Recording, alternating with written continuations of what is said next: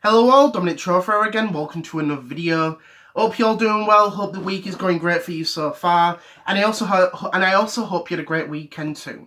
Now this video is going to be something video game related, and it's actually going to be something Microsoft related, as I'm actually going to be talking about and share my thoughts about the recently released Xbox One S All Digital Edition.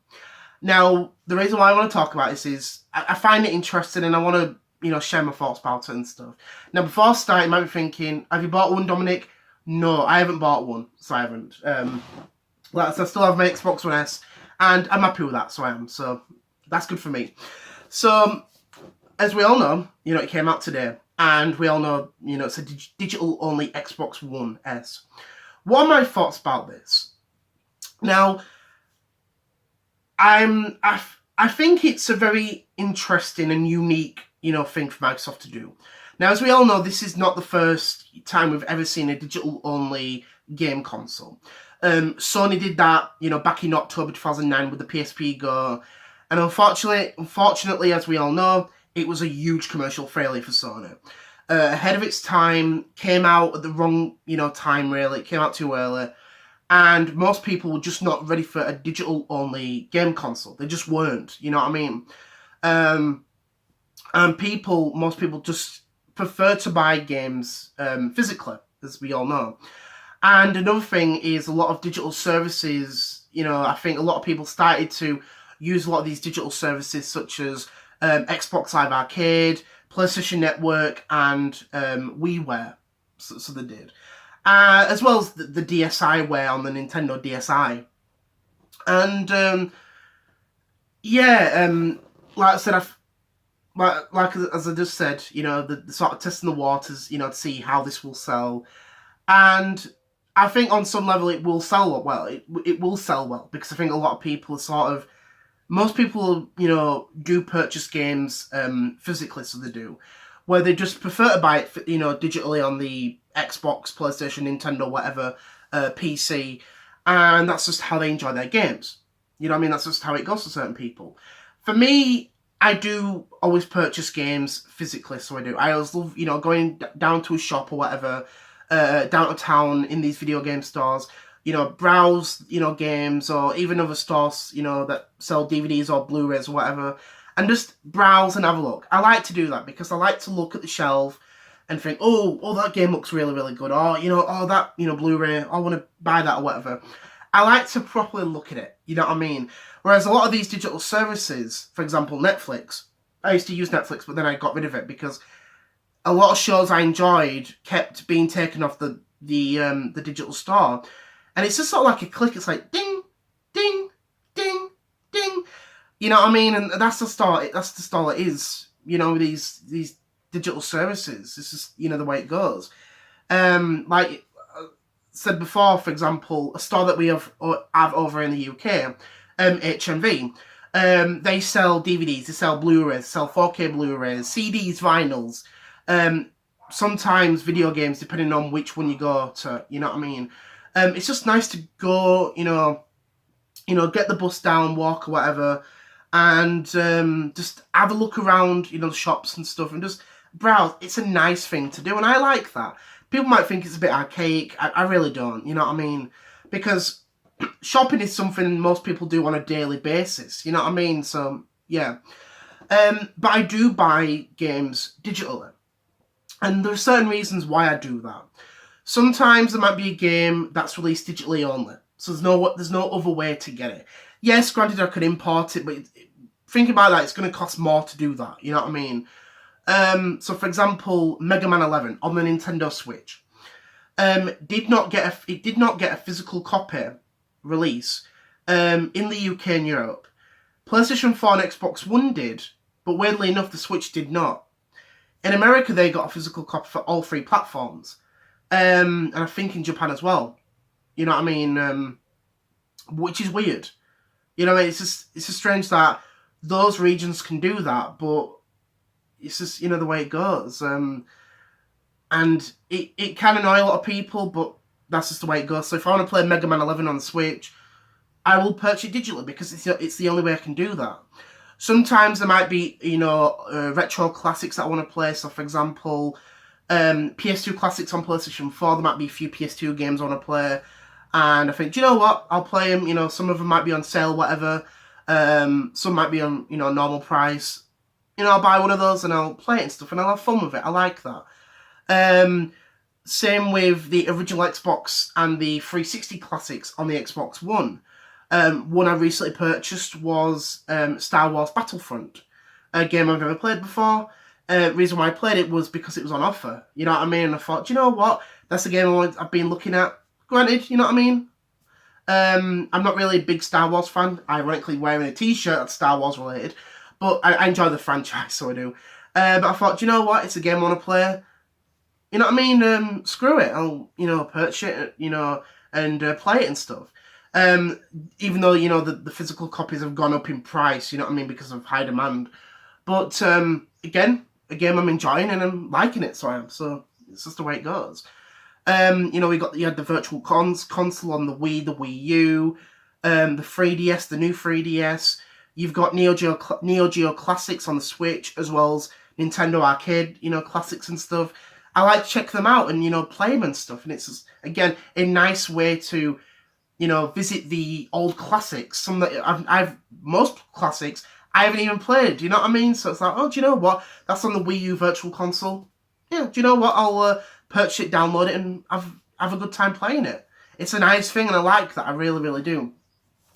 And then sometimes there can be sort of high, expensive prices on physical copies. So, for example, Project Zero, Maiden of the Blackwater, a Wii U game.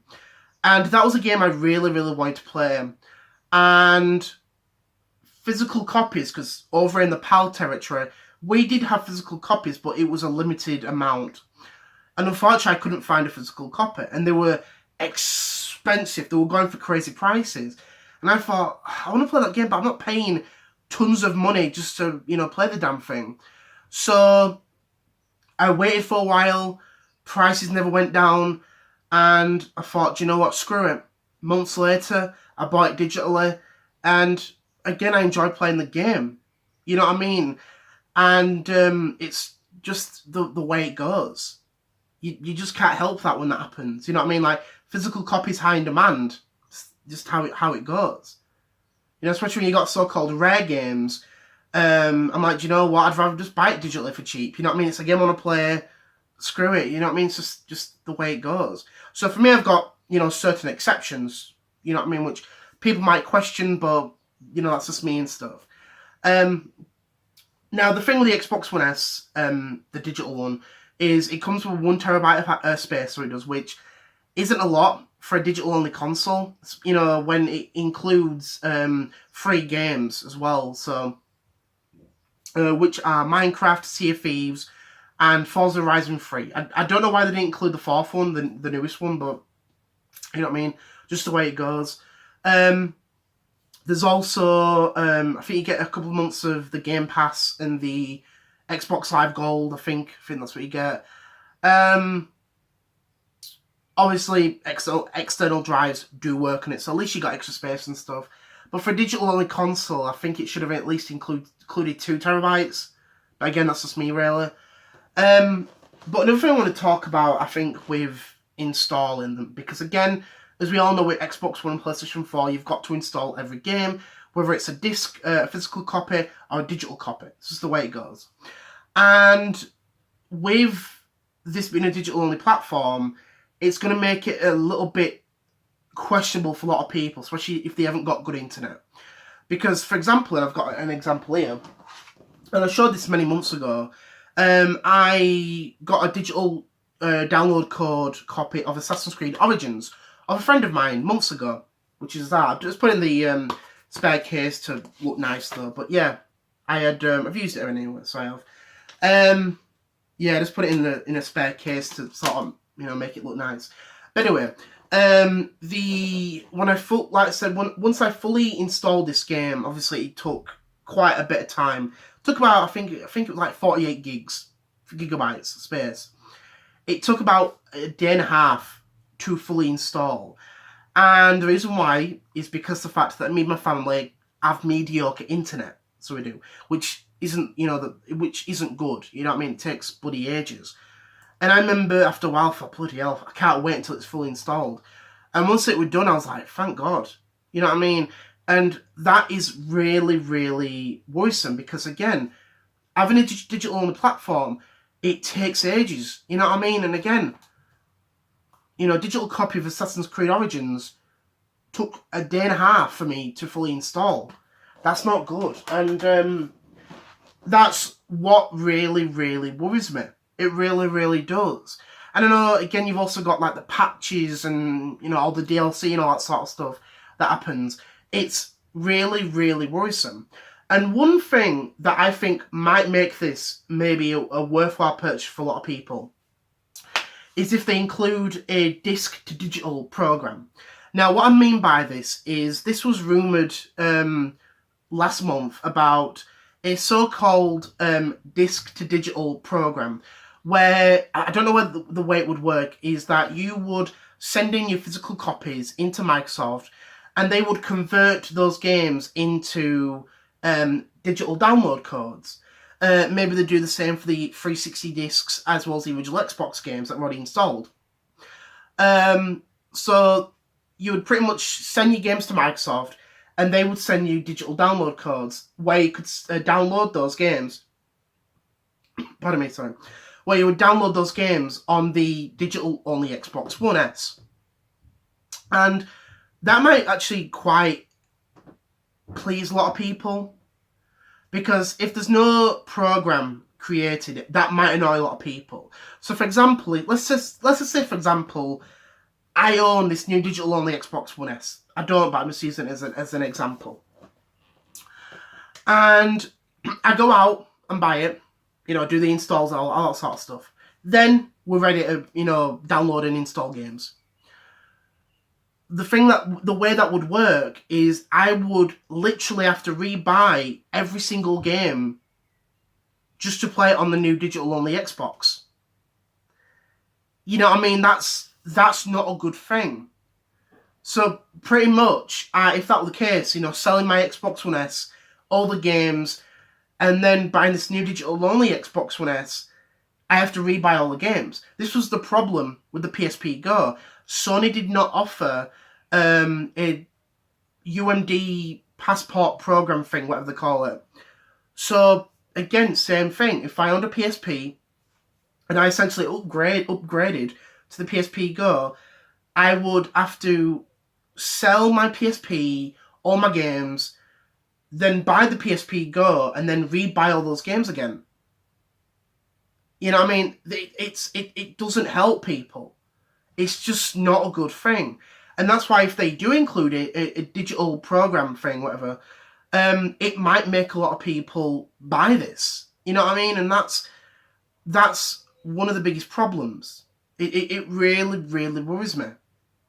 Because someone, down the line could buy one and say, oh, well, you know what I mean, I have to rebuy all the games again. It's just not a good thing, you know what I mean, for people. It just isn't, and it's a little bit worrying. It's an interesting idea for Microsoft to be doing this, even though the Xbox One originally was going to be like this. As we all know, the Xbox One was originally going to be a digital-only console.